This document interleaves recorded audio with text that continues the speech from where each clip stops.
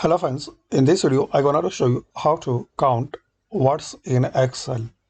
So friends, if you want to count words in Excel, so just you need to type this formula equal sign. Now type count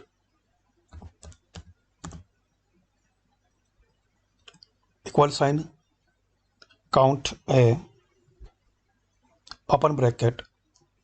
Now select column, cells or rows where you want to count words which has. So in my case I want to count these all cells which has words. So select this one, then press enter. That's it.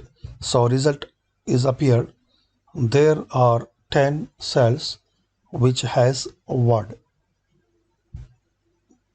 So very quick and easy method to count words